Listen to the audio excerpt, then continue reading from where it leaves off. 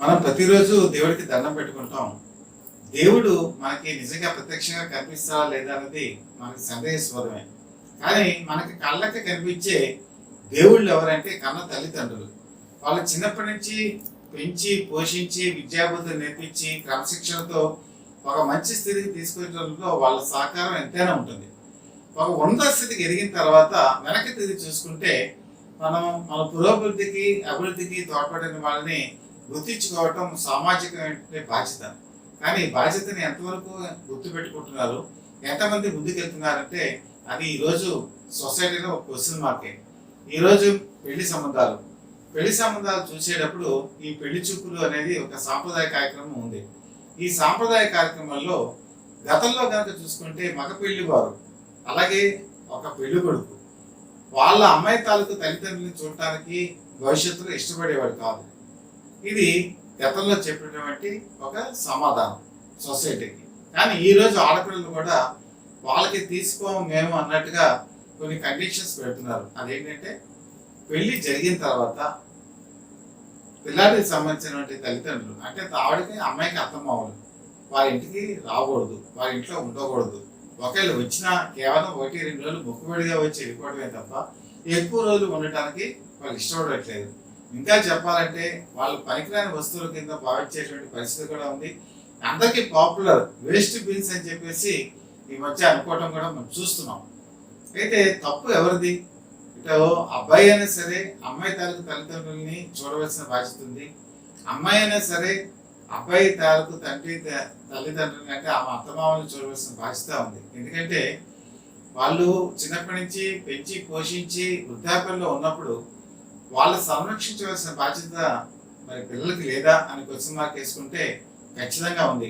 కానీ ఎవరికి వాళ్ళు ఇండివిజువల్ ఫ్యామిలీస్, జాయింట్ ఫ్యామిలీస్ నుంచి మైగ్రెంట్ ఫ్యామిలీస్ అయిపోవటం, జాయింట్ ఫ్యామిలీస్లో ఉండేటువంటి కష్ట సుఖాలు ఈరోజు ఆ మధురిమ ఈరోజు ఎవరు తెలుసుకోకపోవటం, ఎవరికి వాళ్ళు మేమే బాగుండాలి, మేమే సంపాదించుకోవాలి, మేమే అభివృద్ధి చెందాలని ఆలోచనే తప్ప వాళ్ళకి అక్కడికి వచ్చినటువంటి వాళ్ళని చివరికి కరివేపాకు లాగా తీసి అవతల పారేసేయడం. మీకు తెలిసే ఉంటుంది కదా, చాలా కరివేపాకు ముందు వాడతారు, తర్వాత తినేటప్పుడు తీసి అవతల పారేస్తారు. సో అదేవిధంగా ఈరోజు మనం టీ తాగేసిన కప్పుని విసిరి డస్ట్బిన్లో పడేస్తాం. ఈరోజు తల్లిదండ్రులు కూడా మరి ఆ విధంగానే పడేస్తున్నారు అని చెప్పడంలో ఎటువంటి సందేహం కూడా లేదు. మరి వీళ్ళ అవసరం ఎప్పుడు వస్తుంది అంటే పెళ్ళైపోయి వాళ్ళ డెలివరీ ఉన్నప్పుడు ఖచ్చితంగా తల్లిదండ్రుల అవసరం కనబడుతుంది. అంటే ఆడపిల్లల తాలూకు వాళ్ళ తల్లిదండ్రులైనా ఇక మగపిల్లల తాలూకు తల్లిదండ్రులైనా అప్పుడు గుర్తుకొస్తారు. చాలా మంది ఈరోజు ఫారిన్ కంట్రీస్కి వెళ్ళిపోతున్నారు, యూరోపియన్ కంట్రీస్లో సెటిల్ అయిపోతున్నారు. అక్కడికి ఒక పని మనిషి రావాలి, సపర్లు చేయాలంటే చాలా కాస్ట్లీ వ్యవహారం. మరి ఇప్పుడు అత్తమామని పిలిపించుకుంటారు, అక్కడ వాళ్ళకి అన్ని సపర్లు చేయించుకుంటారు. పిల్లాడు పుట్టిన తర్వాత ఎదిగేంత వరకు కూడా 1-2 సంవత్సరాలు వీళ్ళ అవసరం ఉంటుంది. నిజంగా అభిమానంతో పిలుస్తున్నారా అంటే అది కూడా క్వశ్చన్ మార్కే. ఆయల కింద పనికొస్తాను కూడా పిలవచ్చు.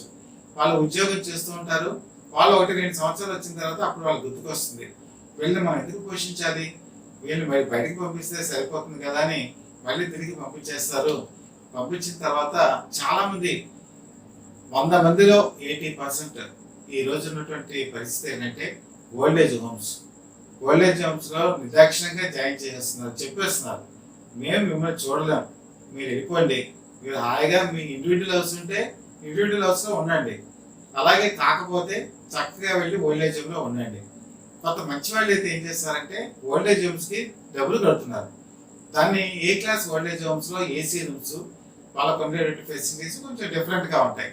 అంటే వాళ్ళు మానవత్వం ఉండి మంచి వాళ్ళు అయితే ఈ పని చేస్తున్నారు. ఇంకా రెండోది బి గ్రేడ్ అంటే ఏదో ఆస్తిపాస్తులు ఉండి ఇంకా భవిష్యత్తులో ఏదో వస్తుంది అని ఆశిస్తే దాన్ని బి గ్రేడ్ దాంట్లో జాయిన్ చేస్తున్నారు. ఇక్కడ కూడా ఫెసిలిటీస్ బాగానే ఉంటాయి.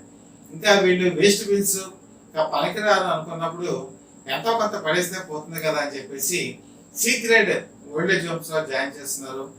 వీళ్ళు కన్నీళ్లు పెట్టుకొని ఒంటరిగా జీవితం గడుపుతూ వాళ్ళు తినే తిండి కూడా సహించక బాధలు పడుతున్న వాళ్ళు ఈరోజు సొసైటీలో చాలా మంది ఉన్నారు.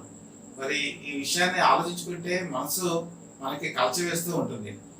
ఫారిన్ కంట్రీస్లో ఉండేవాళ్ళు చివరికి వాళ్ళ తల్లిదండ్రులు ఇండియాలో చనిపోతే కేవలం ఏం చేస్తున్నారంటే మొబైల్స్లో చూస్తున్నారు, ఈరోజు మొబైల్లో మీకు తెలుసు కదా, ఆన్లైన్లో చూసుకోవచ్చు.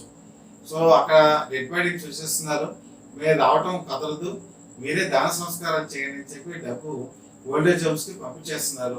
కనీసం చివరి చూపు కూడా వచ్చేటువంటి పరిస్థితి వాళ్ళకి లేదు, ఓపిక లేదు, తీరిక లేదు. అలాగే వాళ్ళ బిజినెస్లో కానీ, వాళ్ళ వ్యాపారాల్లో కానీ, లేకపోతే వాళ్ళ ఉద్యోగంలో కానీ వాళ్ళు బిజీ. ఎక్కడ ఉంది మానవత్వం? ఎక్కడ ఉంది కన్నిటికి విలువ? ఏమీ లేదు. అంతా కూడా కమర్షియల్ అయిపోయింది, డబ్బుదే రాజ్యం. తర్వాత వాళ్ళ పరిస్థితి ఎలా ఉంటుందో కూడా ఆలోచించుకుంటే 1970 దశకంలో సినిమా వచ్చింది, తాత మనవడు. మన తల్లిదండ్రులకు ఏం చేస్తామో మన పిల్లలు కూడా మనకు అదే చేస్తారు, కాకపోతే కొంచెం లేట్ అంతే. 30-40 సంవత్సరాలు అయిపోయిన తర్వాత ఈ ఎంగేజ్లో ఉన్న వాళ్ళు ఓల్డేజ్లోకి వస్తారు. సేమ్ వాళ్ళ పిల్లలు కూడా ఇలాగే వాళ్ళు డస్ట్బిన్స్ కింద భావించి ఏ ఓల్డేజ్ హోమ్స్లోనే చేస్తారు. కాకపోతే ఓల్డేజ్ హోమ్స్ కూడా చేర్చలేము, రోడ్డు మీద పడేస్తారేమో కూడా చెప్పలేము. ఇటువంటి పరిస్థితి రాను రాను వస్తుంది. మానవత్వం అనేది అడుగంటిపోతుంది. మానవత్వం అనేది ఎక్కడా లేదు. మనిషి మృగమైపోతున్నాడు అనేటువంటి భావన కూడా వస్తుంది. కాబట్టి చదువు ముఖ్యం కాదు, సంస్కారం ముఖ్యం. ముఖ్యంగా ఈ రోజు జనరేషన్ ఇప్పటికైనా సరే మానవత విలువల్ని నేర్చుకోవటం, సాంప్రదాయాన్ని గుర్తిరగటం, మన భారతీయ సంస్కృతికి ఉన్నటువంటి విలువల్ని పాటించడం. ఇప్పటికైనా సరే కనీసం తల్లిదండ్రులని చెప్పకపోతే మరి ఏ దిశగా వీళ్ళు వెళ్తారో, ఏ దిశగా పతనం అవుతారో తెలియనటువంటి పరిస్థితి ఒక విధంగా భయాన్ని కూడా కలుగజేస్తుంది. మరి ఇలాంటి లోయలోకి పడేటువంటి ఈ యువత దాని దిశగా వెళ్ళకూడదని మనస్ఫూర్తిగా కోరుకుంటూ, మీ పేరెంట్స్ని మీరు చక్కగా చూసుకోండి. మీరు ఎప్పుడైతే బాగా చూసుకుంటారో మీ జీవితానికి ఒక పరిపూర్ణత వస్తుంది. వాళ్ళు ఎప్పుడు హ్యాపీగా ఉంటారో మీ నిండి జీవితం కూడా భవిష్యత్తులో బాగుంటుందని చెప్పి మనస్ఫూర్తిగా కోరుకుంటూ, Satya for the people live TV ఈరోజు యూట్యూబ్లో కానీ, ఫేస్బుక్లో కానీ ప్రపంచవ్యాప్తంగా ప్రసారాన్ని అందజేస్తుంది. మీకు ఈ కార్యక్రమాలు నచ్చినట్టయితే బెల్ ఐకాన్ ప్రెస్ చేసి మరి ఛానల్ని సబ్స్క్రైబ్ చేసుకోండి. మీ రిలేటివ్స్కి, మీ ఫ్రెండ్స్కి ఈ వీడియోని షేర్ చేయండి. అలాగే మీ సపోర్ట్ మాకు అందజేయవలసిందిగా మనస్ఫూర్తిగా కోరుకుంటూ మీ నుంచి సెలవు తీసుకుంటూ మీ చీఫ్ ఎడిటర్ డివిఎస్ఎస్ కృష్ణప్రసాద్.